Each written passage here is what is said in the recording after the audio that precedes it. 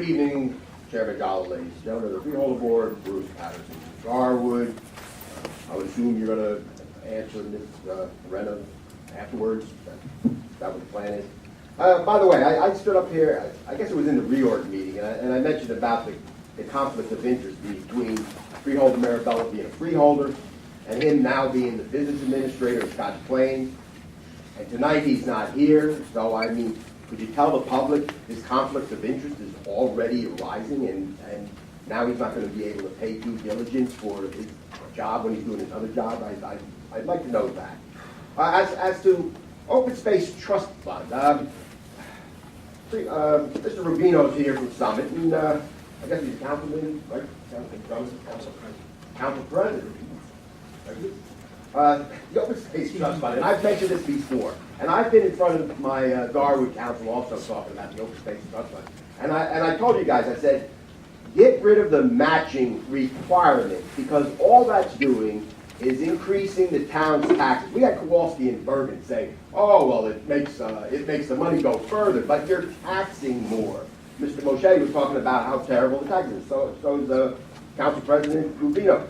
The real kicker here is you're taxing the residents for the Open Space Trust Fund tax, and then you're making them match the Open Space Trust Fund tax by making them tax more. To me, that's double jeopardy, and I think you should look into it. And I believe you got, what, $388,000? Garwood got 20 grand. You got 100, right? Anyway, whatever it is, that's going to seriously impact their tax base.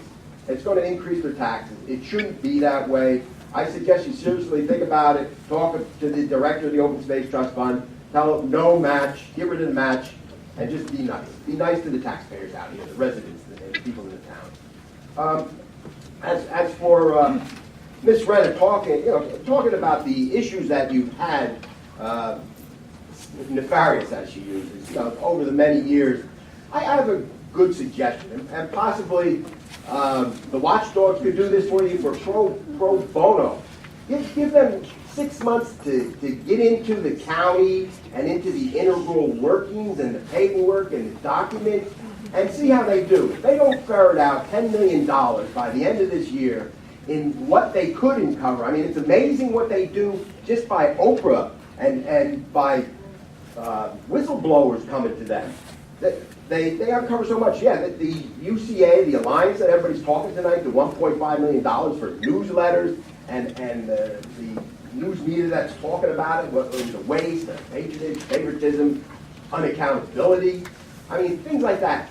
The watchdogs, they were talking about that years ago, and you did nothing. As she said, well, now the state got involved and uncovered a lot of stuff. And that's really eggs on your face, because you did nothing. You sat there and let it slide. And so let the watchdogs, give them a job, bring them in, make it a little division. I don't know if they'd say yes or no, but it sure sounds like they easily ferret out $10 million by the end of the year. Then maybe give them 50 grand stipend or something, for a part-time job, what they could do. And they probably go for another $10 million a year after.